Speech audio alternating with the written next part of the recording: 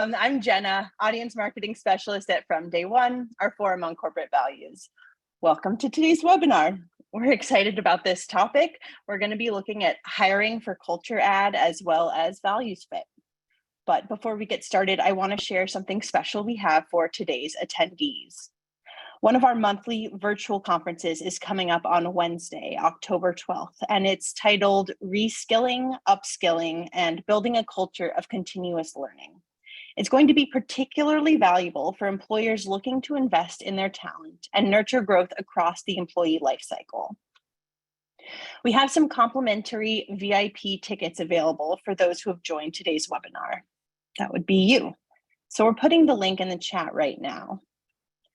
You'll want to take advantage of this one. The regular price for our conference tickets is $149, but this link will give you a free VIP ticket for the whole day's activities. I hope we'll see you there. Now, today we'll be exploring the topic hiring for culture add as well as values fit. In their talent acquisition strategy, employers need to pursue diversity to enrich their corporate culture, while at the same time hiring workers who share the company's values. How can companies combine these considerations, making sure new hires believe in the company's mission and embrace the company's approach to collaboration, innovation, and social impact? What techniques can employers use to bring together teams with new voices, as well as preserving the worthy and distinct aspects of a company's character? Our sponsor today is Attuned. I'll tell you a bit about them. Drawing on decades of academic research into the psychology behind intrinsic motivation, Attuned's AI-powered software makes the hidden values that drive people visible.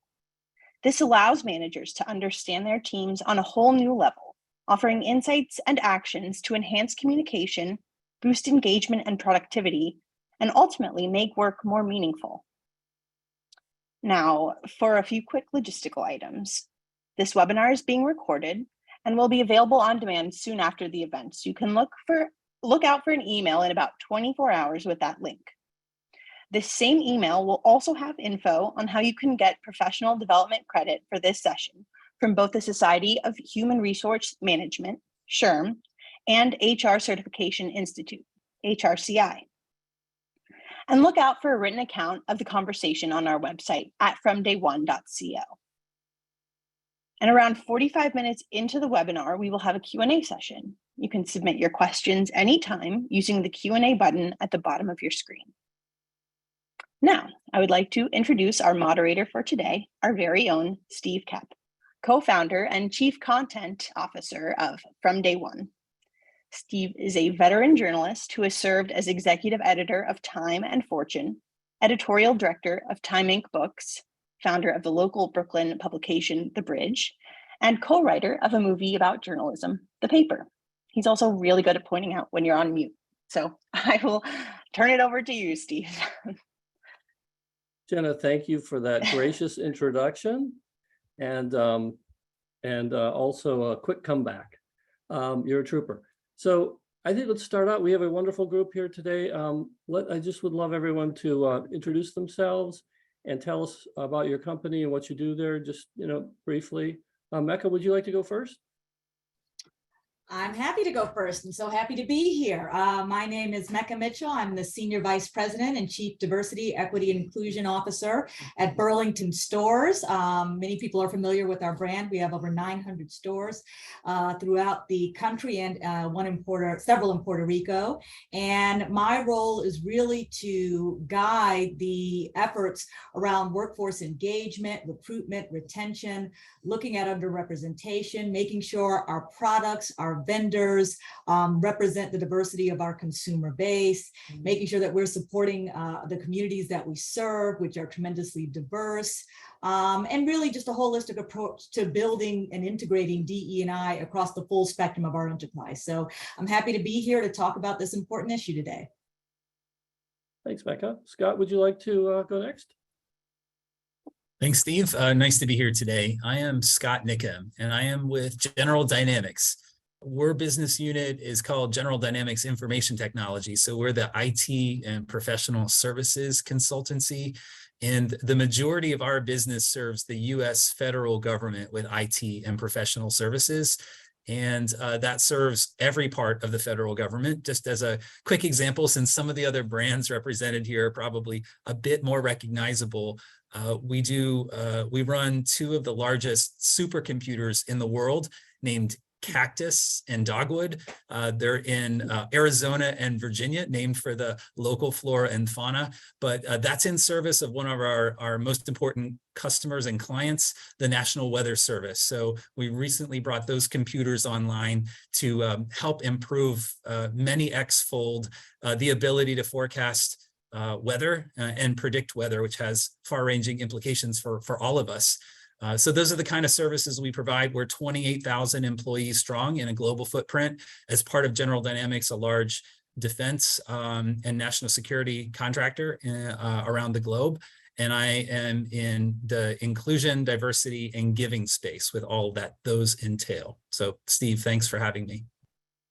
Well, Scott, that's fascinating. I knew about the submarines, but not the supercomputers. Very relevant today in with our climate issues. Salima? Hi, everyone. My name is Dr. Salima Bhimani, and I'm the Chief Equity and Inclusion Strategist for the Other Bets. So for those of you who don't know, Alphabet has Google, and then we have our moonshot companies that are trying to solve new and different problems from core Google, and are building companies around using technology to solve those problems. So I get the exciting job of integrating equity, inclusion, and representation into those businesses right from the ground up. But more importantly, also thinking about the impact that they have on the world and how they're designing and utilizing their technology through the lens of being more equitable. I'm really excited to be here, and thanks for having me again, Steve. Great, thanks, Salima. Chad? Yeah, thanks. So my name is Chad Lafferty. I'm leading the global sales initiative for Attuned. Scott, General Dynamics is not the little guy here. Like I'm definitely the little guy. I'm so impressed to be surrounded by such heavy hitters, and I really appreciate Steve, you putting this panel together so that we can talk about this really important topic. In terms of what Attuned does, we create psychology-based intrinsic motivator profiles that help companies look at these issues through the lens of data and better understand things like values fit and values hierarchy amongst their organizations. Oh, try and mute Steve, I think. It's contagious. Relentless. It's noisy here in Brooklyn, so I have to keep muting. So let's start out with definitions, because there's some subtleties and some nuance here. So what would you say is the difference between culture fit and culture add? And where do you think, and then we'll get on to the values fit, but what's the difference between culture fit and culture add? And where do you think we are right now in moving from kind of the former to the latter as a cultural process? So Salima, would you like to go first? Yeah, thanks for that question, Steve. I mean, I think from a leadership perspective, culture fit has often meant, are we hiring people into our organization that reflect who we are and currently? And what that usually means is that behave in ways that are familiar to us, that speak in ways that are familiar to us, that look in ways that are familiar to us, that might have an educational background that resonates with what we think is valuable or what we think historically has been the right kind of background that we want in our organization. So I think that has been true from a leadership perspective. I think then it trickles down into how we hire, of course.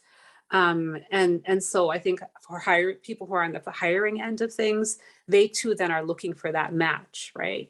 And when they hear from hiring managers, the hiring managers saying, well, are you sure they're from Stanford? Because we really need people from Stanford.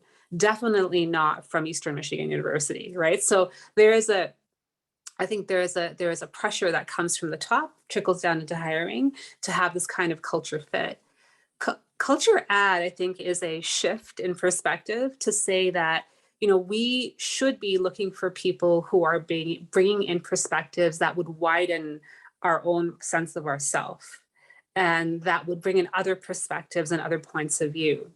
I think the challenge, however, for me, is that in both cases, we don't necessarily ask the question about whether our culture in and of itself is where it should be. So the assumption in both cases is that we have a culture that either we're getting people to fit into or they want people to add to. But my question would be, so let's say we hire somebody with this perspective of culture add. You hire a Black woman leader who comes in and who looks around and says, oh, by the way, there are no other Black women leaders around. What are you doing? Is that the kind of culture add we want? Because oftentimes that means pushing against the status quo and the norm. And that can actually get really tricky for people of color when they're coming into an organization if it's not supportive of them. So I think again, I'm just kind of like blowing it up a little bit here to say that's kind of been the historical trajectory, I think. And then we still have this underlying issue, which is that we don't have a very critical view of our culture to begin with, to be able to really have that value culture add that we want. Well, thanks, Salima. Scott, your thoughts on this sort of progression from fit to add? I'm so grateful to follow Salima because she laid out, I think, a broader perspective, and it gives us a little more room to even navigate and maneuver around the answer. But even as I reflect on what Salima said, the words familiar and resonate she used rather naturally, I think, because that falls, I think, in the camp of an interview process and a sourcing strategy that is overly focused on every aspect of fit. I think we could break the mold of fit, and we struggle with it in our industry because we have clients that say, I need X, Y, and Z, and I'm going to look to fit those. And I hope we can work over time in our organization and all of them to say, we're looking for talent. And then within that, we're looking inside the talent of what someone brings, and then figuring out how far that gets us to be able to meet requirements of a job. Now, it's easy to be an armchair quarterback and say that's how the selection process should go. There are pressures of getting someone to become billable quickly in industries like ours, and there are deliverables that are waiting for people in unfilled roles. So I'm very clear that there's an ideal and there's a realism to the gap between it. But I think it's important, Steve, you've started this thread here that fit in and of itself, not a bad thing, but it almost sets in motion a cascading set of things that make us very narrow, and all of the downsides that come with that. We have probably interviewed people even today in this organization who are amazingly talented and didn't fit, and that's to our loss. So we've got to, I'm picking on the word fit in many respects as well. And I'm sure we can explore a little bit more. What does it look like to shift? But I'm this is giving me clarity as even we talk about it here. All right, well, thanks, Scott. Mecca, would you like to add to that?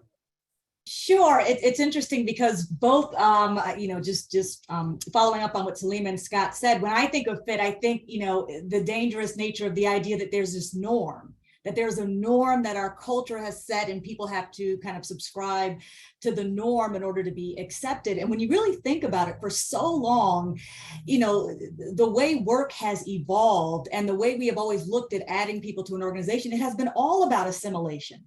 It's been about, can we bring people in and we kind of maintain this sense of what our existing culture is.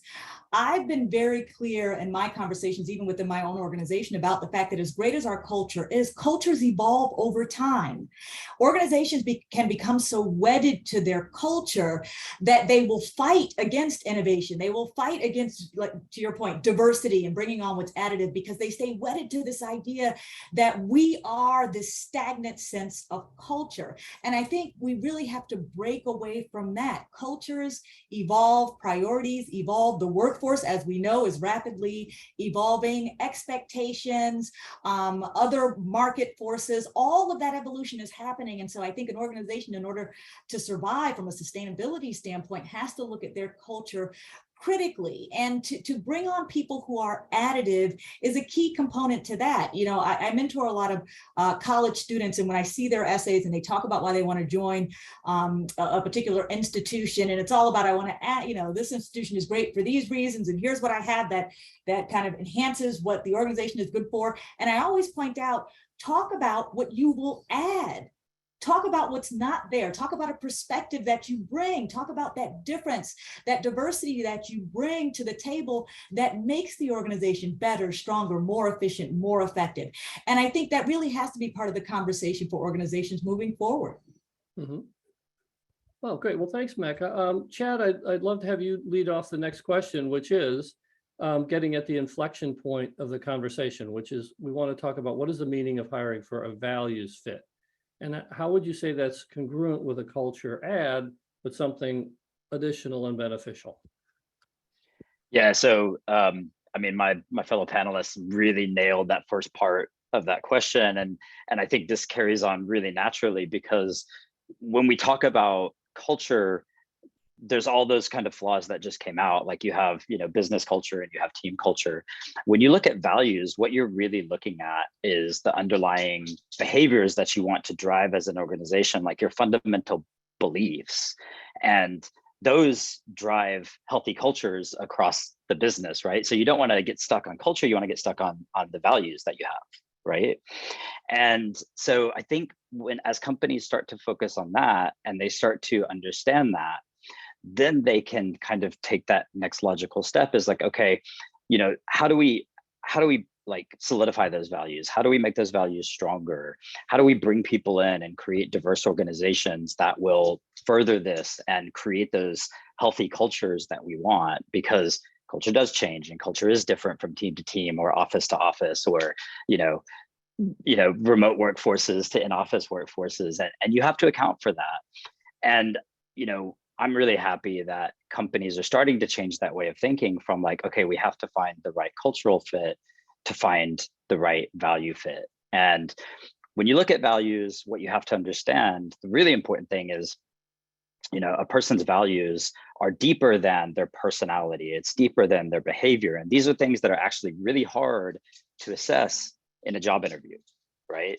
Our job interviews, the way we've structured them, the way that we've done hiring processes for years and years and years, are based around the idea of like, okay, you know, how do I feel about this person? Like, do I? And so much of our bias is coming from what we like as interviewers, and that kind of creates these pockets of sort of unhealthy cultures, or the idea of culture fit that we're all trying to like fit into. So we need to break away from that. I think we need to change fundamentally the way we think about the interview process in some ways to focus more on values, less on personality and behaviors, and more on the underlying value hierarchy, which is very similar to what we do in terms of intrinsic motivation and why people get out of bed in the morning. Thanks, Chad. Mecca, is that the concept of a values fit? Are you starting to recognize that, or have you long recognized that? Where do you see that in kind of your basic evaluation of people and who are arriving in the company? Sure. So I think it's something that, you know, from the DE&I landscape, it's a pervasive part of the conversation we've been having for many years. I think one of the benefits of being at an organization, I'll talk about mine specifically at Burlington, we lead with our values. We lead with talking about what we as an organization value, and that's very much part of every kind of dialogue we have as we are talking to candidates about why us, why Burlington. So again, I think it's part of that evolution to really break out of the mold, and I'll call it out a little more distinctly. Chad definitely referenced it, but the unconscious bias that is pervasive in hiring, right? We want people who remind us of ourselves, whether that's from a racial standpoint, an educational standpoint. You know, I'm a lawyer. I always say that when I have lawyers who are candidates, I tend to have an automatic affinity for them.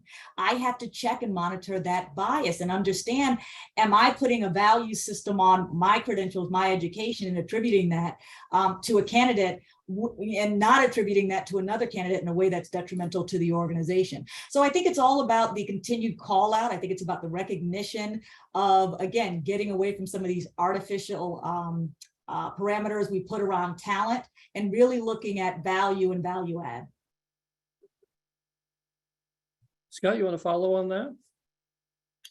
Absolutely. You know, the reason I'm laughing about what I'm about to say is that I think we can appreciate if we have straight talk here, and Steve, I know that's what you've asked us to do, is the conversation around values is critically important, but it's almost like whatever's on the wall of any organization is a speed bump on the way to what's really valued at an organization. And that's a struggle for many companies, well-meaning companies. So I will say, channeling what we try to do here, and this is not promotion for General Dynamics IT, but it's a constant struggle, not because our values aren't virtuous, but the values are, when they're applied to this real world situation, the hard situations, not when we're having good days, that's where the real conversation has to begin. And our hope is that gets pulled into an interview thought experiment with prospective candidates. A company that says it's honest and transparent and accountable and aligned. What would happen if those values met this situation, which is in potentially a gray area? Can you walk me through how you square that circle? And those are hard things to do. That's an artful interview question, and that's hard for thousands of hiring managers inside of our very wide organization, where lots of distributed ownership of hiring happens. But we're working really hard to try to make some, grounded examples where we can learn about how someone applies values. So that's not all the way there, but I think we've got to push to what our panelists have said here, to rethink what do we do with an hour with this prospective candidate if we had it? What's the most powerful hour? I would make a plea that if that's 100 pennies exercise, we spend 60 or 70 of them talking through the hard situations that you will inevitably find, and figure out how values, your own and our companies, would guide you to the best answer. And then we spend the other 30 pennies or so talking about, here's what the job would look day to day, and here's what our benefits look like. And I know that can be incredibly hard because we're looking for a checklist of things that satisfy, will this person be competent in the job? But I think values could almost turn 180 degrees, that discussion of what would an hour on values look like in an interview. I'm clear that the mechanics of interviews and how competitive it is to capture talent today might be a little bit of a stretch, but I think that's not a bad goal for organizations, is to think about what do you front load with and how do you talk about values. Mm-hmm, mm-hmm. Well, great, thanks, Scott. I want to go on, Salima. I want to start out with the next question with you, and then we'll go to Chad and others. I want to ask, who should set the values at a company? Should the top leaders be the pioneers in this area, or tradition, or some other more dynamic way? If you are a company of 200,000 people Yeah. and you're trying to figure out what is it that we want to emulate, who do we want to be, and how do we want to be that? I think that is a very difficult conversation to have with 200,000 people. However, I do think that it has to be something that leaders, I think we need to start with leaders having that conversation, because people are looking to leaders to say, hey, are you emulating the thing that you say is really, really important? Now, I think that's a starting point, but I think that leaders have to gut check that with their current talent pool of people that they have within the organization, because there might be a mismatch in expectation. But if you are, I think the other part of this is that if you're not clear about that as a leadership team, and you're not clear about where you are at in terms of emulating those values, right? And that there's alignment in the organization, that those are the values that we want to emulate. What also might be really interesting is if you're hiring people into that organization, how are we going to ensure what Scott and Chad and Mecca were talking about? We can't, right? So I think one of the challenges that we have with all of this is, I think, a real gap and honesty and authenticity around, hey, these are our values, but here's where we're doing really well at, and here's where we're not. Here's where we're aligned, and here's where we're not. And I think this comes up a lot in the equity, inclusion, and diversity space, where I think now more and more and more candidates are actually saying, I'm interviewing you just as much as you're interviewing me, right? So it's not a question of how am I going to emulate your values? How do you emulate your values, right? And I think that this is where it is very important for organizations to have a more self-reflective approach to how we think about ourselves, and that values, like Mecca was saying about culture, values themselves are not static, right? Like how we actually inhabit those and emulate those and practice those on a day-to-day is not always going to be easy, and it's not always going to be a straight line. And to be honest with you, also, I think the last thing I'll say is that I think when we have, I'll give you an example. Like one thing that I've heard, you hear this a lot in the tech space, and people talk about it as a value, like being innovative is a value that we have. It's something that we want to test for. It's something that we want to hire for. And, one thing that we've seen is that when you hire underrepresented folks into an organization where innovation is set to be high value, one thing we also see is that those people can't be innovative in that organization. Why? Because it's not set up for them. Because to be innovative often means taking risk. It actually means challenging the status quo. It means, pushing the boundaries of things. And if you as an underrepresented person are coming in, woman, person of color, whoever it might be, and that organization is not ready to receive you and your voice, you can't actually emulate that value. So nice to have a value, nice to feel like it's the thing you want to hire for, but can you actually live it? Mm-hmm. Good point. In these days of like companies being very performative and making certain proclaiming that they're this or that, and then maybe not living up to it. Chad, just to follow up on you on like who should set the values at a company, and how do you think that dynamic should work in terms of the leaders, the employees who are coming up, the whole staff? Yeah. That the last answer nailed it. I mean, Salima, you nailed it. Like, interviews are a two-way street. There's so much stuff that you said that's like buzzing around in my head. So I'm gonna try to stay focused here on what you asked. But leadership sets the values. But what Salima said was like you have to have buy-in from the very top all the way through, and everyone that you hire into that system in a leadership role has to also be bought into those values for that to really work. And yeah, as the organization scales, that's incredibly hard. And I did recruitment for 10 years in the most candidate short place in the world, which is Japan. And I can tell you, like, absolutely, interviews are a two-way street, and they're evaluating you, and they're looking at everything you do, and they want to see how you live those values. Are you really transparent? How much innovation are you providing? Like, how honest are you about the situation, right? Like, are you trying to sell them the job, or are you kind of telling them everything that is good and bad about the job and every struggle that they're going to have? And then the idea of like, okay, if you come in and you're underrepresented and you're not able to take those risks, that's a psychological safety issue. And there's so much we can get into that, like, oh my gosh, I'll freak out. But I think at the base of it, like, leadership has to set those values, and they have to live those values, and they have to make sure that when hard questions are coming up, the thing that they're doing is referring back to their values and say, okay, where does this fit? How do we make this decision? There needs to be a process in terms of how those things are decided. And I think, Scott, you said something very similar earlier. When things get tough, how do you handle that, right? And at least for Attuned, like in terms of our internal culture, we have our 8 values, and then we have our one rule, which is always do what's in the best interest of the customer. And anytime I have somebody come to me internally and they're like, okay, what do I do? Like, what? And I start there, like, what's in the best interest of the customer? And then we look at our values and where does that fit? And I think that there needs to be that kind of process in more companies where leadership is drawing back to that.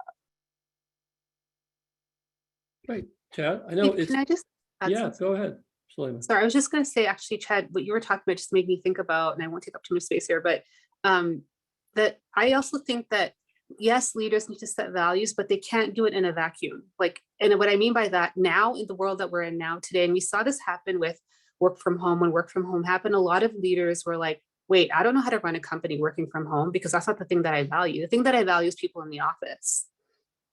And so I think one thing that leaders were struggling with is, how do I respond to the social, economic, political world in setting those values? No, I think gone are the days where you could set values in a vacuum and say, hey, as a business leader, I believe this and this and this. I think that that has to be in conversation with what's happening in the real world, and then figure out, okay, what does this mean for us? And I think that's something that I'm seeing, that shift in leadership perspective as being necessary to be a progressive business in this day and age. Well, and you Go know what, ahead. I'm sorry, Go ahead, not Mecca. to belabor the point, but I actually wanted to chime in on this one, because at the end of the day, leaders are cultural architects. That's their role. You know, you can have an organization with well-intentioned, an energized workforce, and if you have toxic leaders, it all falls apart. And so I think, to Salima's point, leadership decisions are informed by the values of their workforce, the values of their customers, the values of their constituents, the values of their investors. I think you have all these components, but I think leaders have to affirmatively take ownership over their role and really being those cultural architects. How are they modeling behaviors? How are they living into their values? Because we live in a time where you, as an organization, as a leader, will be called out for it, and you should be called out for it. Yeah, the ground is shifting under their feet all the time. It's a changing world. I want to ask the next question of all of you, because it's kind of a practical one, given our topic today, and that is, if you see a prospective hire that fits your values, what are the best ways to determine that, to check and see? Scott, I'll go to you first, and then Chad, and I'll go around the room, everybody. Sure. You know, I'm not an expert on interviewing, but have done enough of them that maybe I'm giving you my unofficial black book from what I've seen work over time. And I think values are abstract until they are made real. And we've almost had a few examples of all of us saying our own words, saying like, how do you apply them and emulate them? This is what works for me personally. Accessing the values part of someone's brain, I think, has to be a very practical set of questions that sound something like this. And this is not a workshop on interviewing by any stretch, but it's like, think about a time when you were in an environment when you did your best work.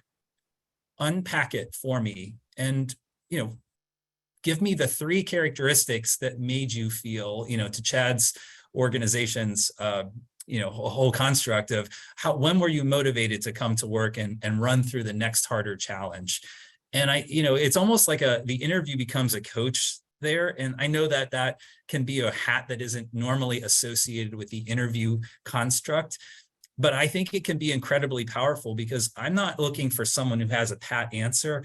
I'm looking for someone who's introspective to say, let me think about that for a minute. Here's the situation. I don't want to star model a situation. That's fine. That's a good way to tell a story, but I want to get someone to be self-reflective so that they can unpack the values in a way in real time, and then pull a little bit more out of that and say, is there any situation where you didn't have those things and what happened? And if someone's willing to go on that walk in an interview and get off the script with me, I can assess. And then I can make connections to say, you'll find that here. And the honest answer, you won't find as much of that here, but you need to know that because you are evaluating in both directions.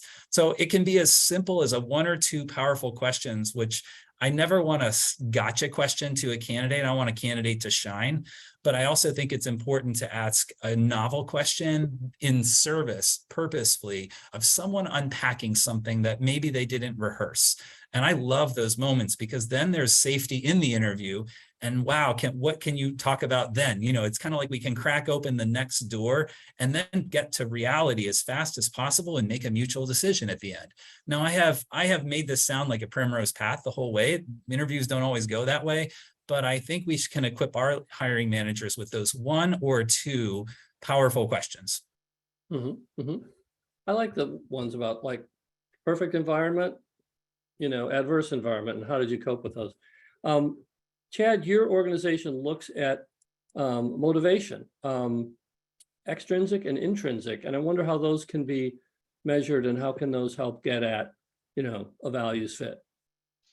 Yeah, well, what we, first of all, let me just kind of I want to stick a fork in extrinsic motivation, because I think there's so much research in the last 20, 30 years that suggests that extrinsic motivation just doesn't work for most types of jobs. The interesting thing is we tend to structure our interview process and our offer process around extrinsic motivators like salary and title rather than motivators and what they're going to be doing. And this comes back to kind of what Scott was talking about earlier. You spend some time talking about the job, but actually what you want to spend the majority of the time talking about is, not just the challenges of the job, but what the job is for that person, what it means for that person, right? And so just to, I'm going to end up plugging Attuned a little bit, but what we do is we provide measurements for intrinsic motivation. And, I think, Scott, you're absolutely right. What you said is coming into an interview with a couple of powerful questions. If you're dealing with a large organization and you're dealing with thousands and thousands of people that are doing interviews, oh my gosh, how hard is it to get them to follow that script, right? Like, what a difficult thing.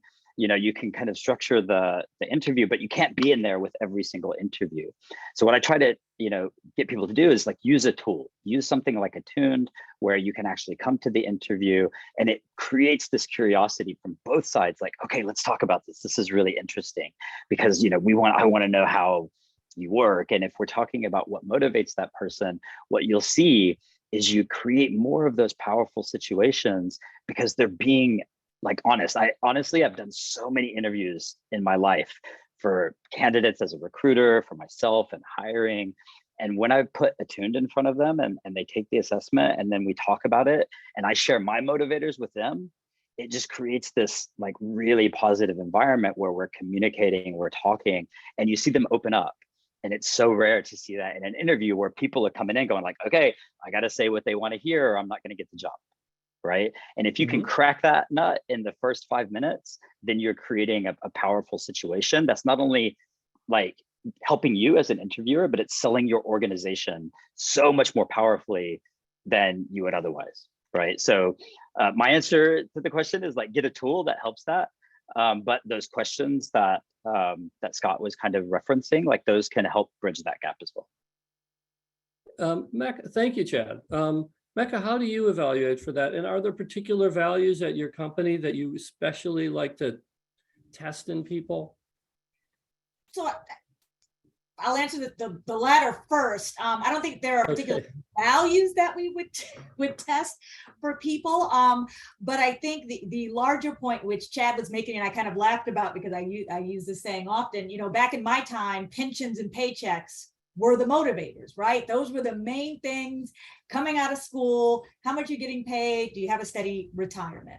We know that model has been completely upended. And now it's about, again, alignment of values. It's about your corporate social responsibility and how seriously you take that. The workforce of tomorrow wants to be more than just cogs in a machine.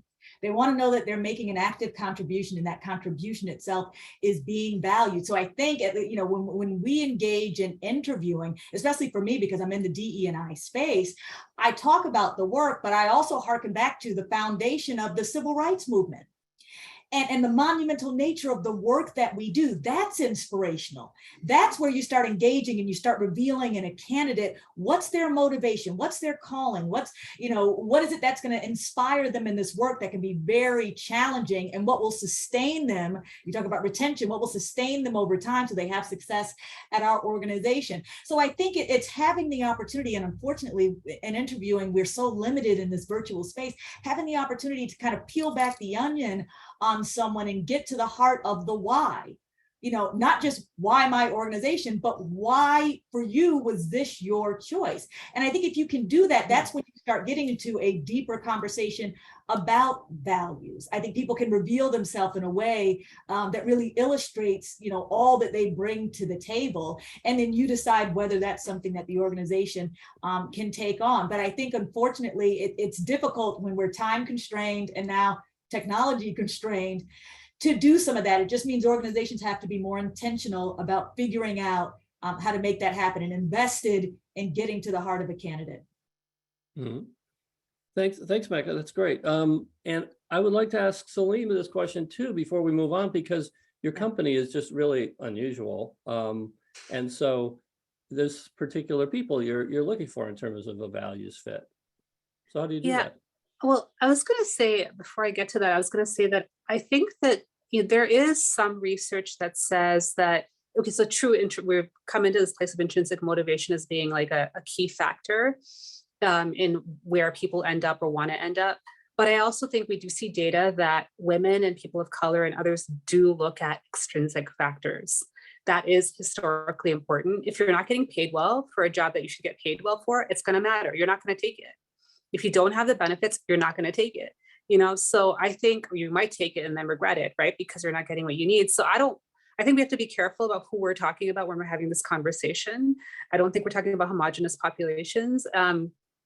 And the other thing I wanted to add about that is, even with intrinsic motivation, I love what Chad and Mecca were saying, but what I've also seen on the other side is that when we don't have managers and leaders that are prepared for those conversations and know how to receive an intrinsic motivation that is fundamentally different from their own, we can end up in the same situation all over again, or worse, where that person walks away feeling like, oh, you didn't hear me, you didn't see me, you didn't feel me.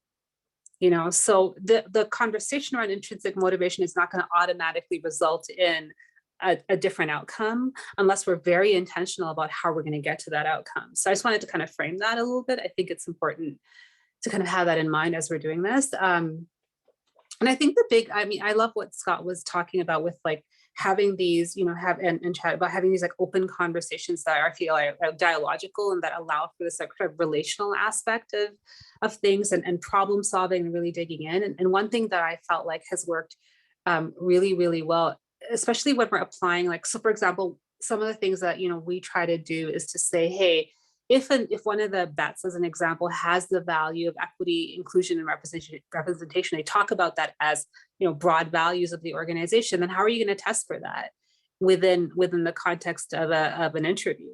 How do you know if somebody else actually values that as well as they're coming into the organization? And one of the things that we've tried to do is apply it to the thing that you're testing for. So for example, if you're hiring an engineer and you're, problem solving around something, we say, okay, like, how many perspectives are you going to try to bring to the table in order to X, Y, and Z? I mean, that's a leading question, but you would test for that. You'd ask a question that would get people to start thinking about where is their mindset in terms of equity? Where is their mindset in terms of inclusion? We're not asking them to be experts in the space. We're just saying, where are they at with that? And are we okay with that? What if they're not? What if they're like somewhere where they actually are gonna, and this has happened, where, you interview someone and they're like, I don't really care about this. I don't even know why you all are wasting your time with it, right? Great, that may not be the right person that we want because we don't want that in our organization. So I think part of this is applying the concepts to the things that we want to test for that are real time for people and that they can actually connect with. Because otherwise, I think some of these concepts can be big. And to be honest with you, when we sometimes values too, like we saw something like, well, we respect as a value. I mean, what does that mean? I might think of that very differently from you. So what I want to test for is how you think about that, not that it matches with the way that I'm thinking about it. And then how you describe that, is that something actually that's really interesting and exciting to us that we would want to bring into our organization? Thanks, Salima. I want to ask, we have a bunch of questions, but I want to ask one more thing before we get to them. And that is about onboarding. It needs to be probably a longer process. I remember when I was onboarded to Time Magazine many, many years ago, it did take a while then because they had a different name for everything. They had been evolving for 70 years and not evolving, and like it was like a religious cult or something.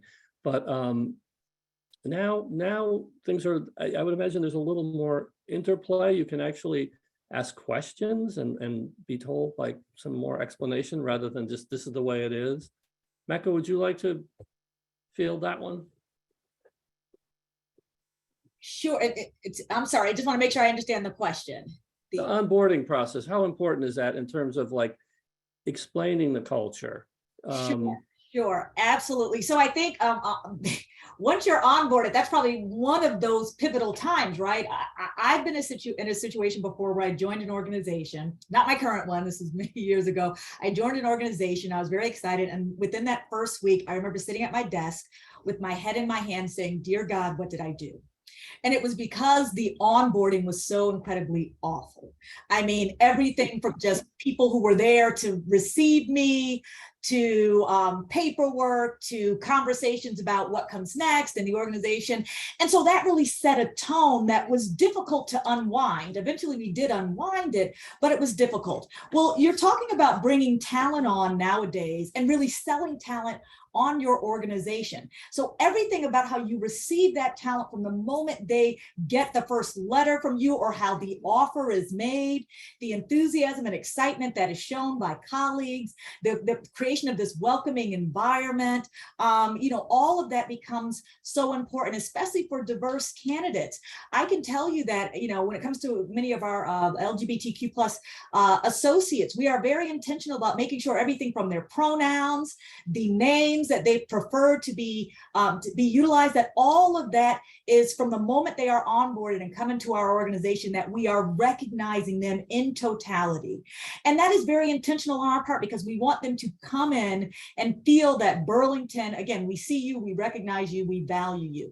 And so I think it is critically important. And the messaging, oftentimes candidates hear the message about, DE&I or engagement and investment in candidates, and then that messaging tapers off once they've been onboarded. It needs to be constant, whether it's through town halls, whether it's through virtual messaging from the leadership, whether it's an ongoing part of your policies and practices.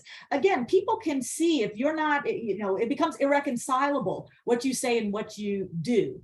And again, you will hemorrhage talent. Talented people will always have options. Organizations will hemorrhage that talent if they're not able to weave that thread of creating that welcoming, inclusive, engaging environment through the life cycle of a candidate. But the way you are received within an organization makes all the difference.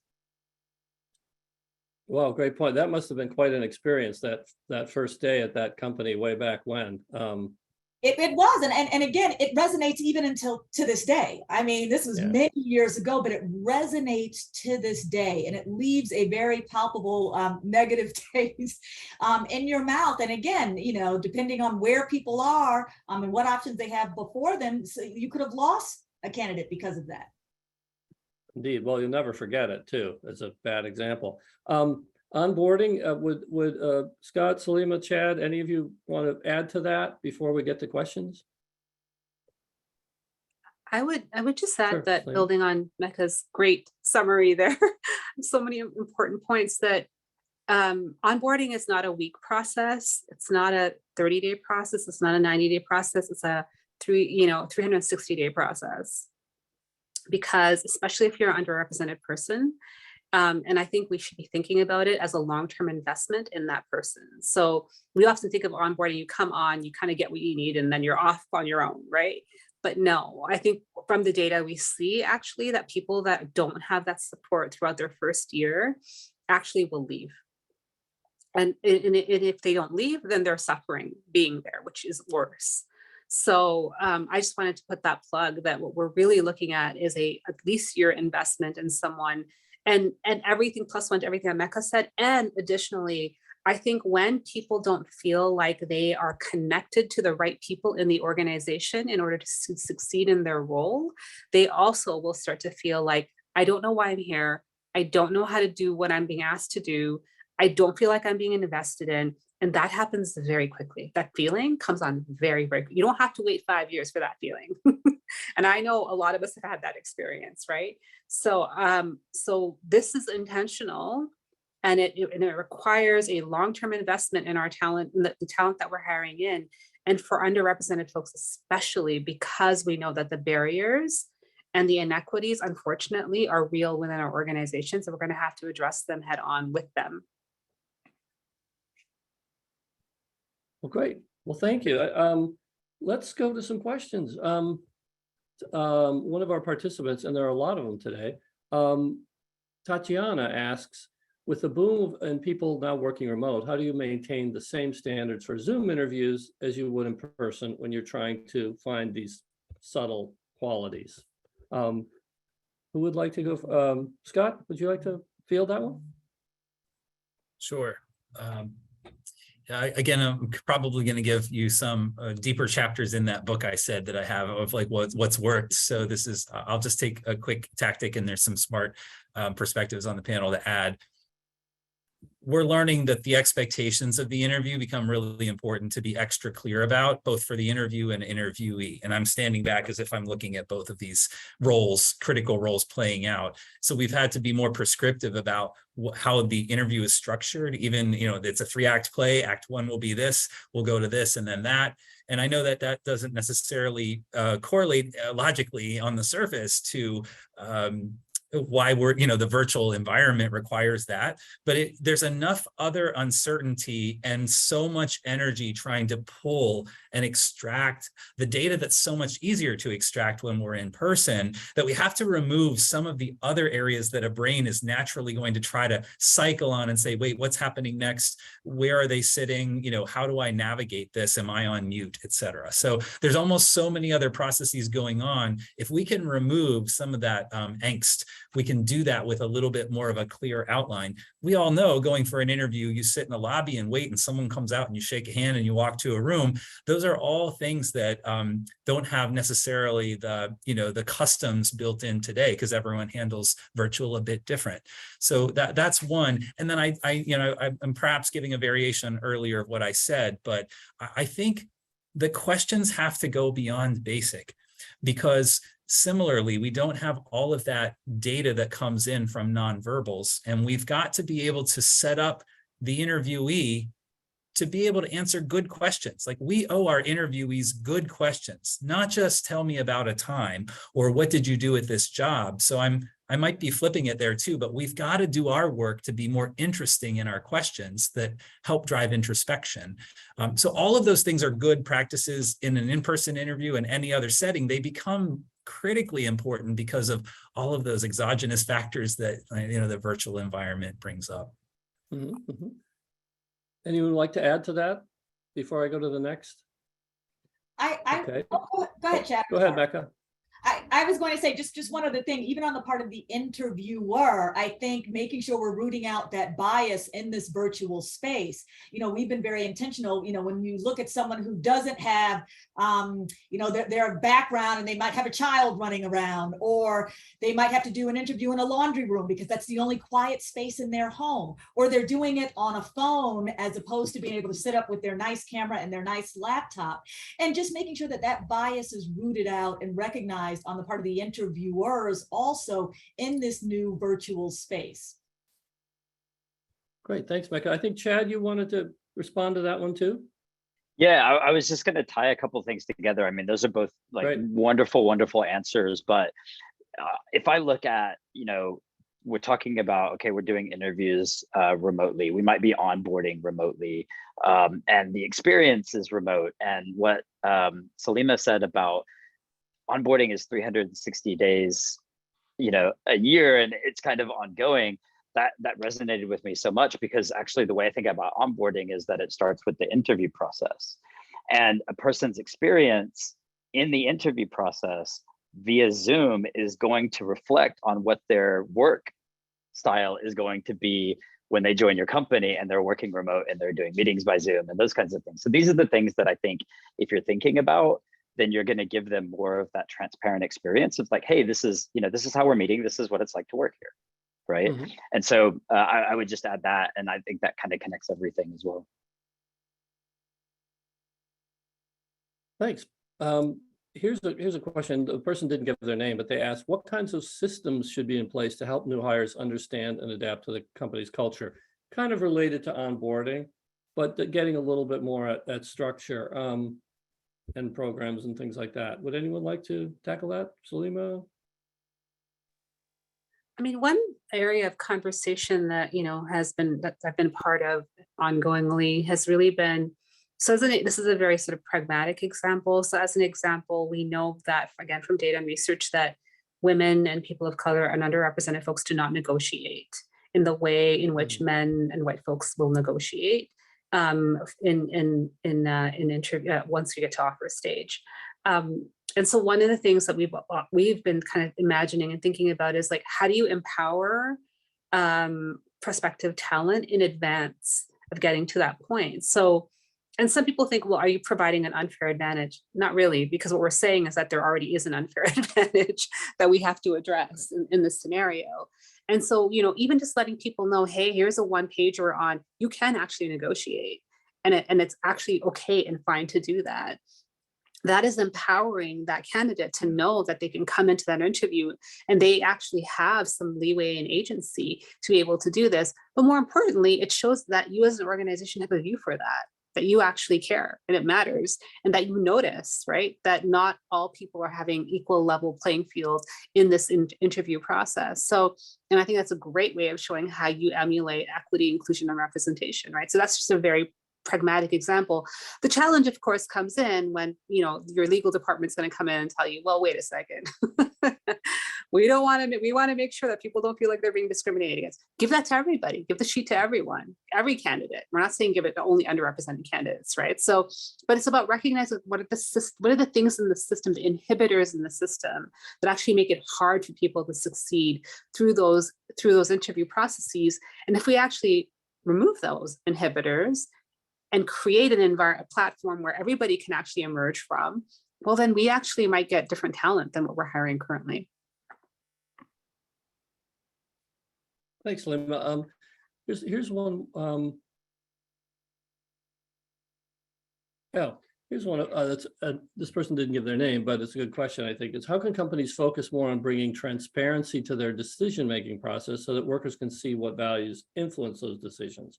I think, Scott, earlier when we talked, you were getting at this a bit. Yeah, well, transparency is one of our values. So I couldn't, if anyone's watching from my organization, I'm sure they want me to kind of take this softball, but it's not necessarily a softball.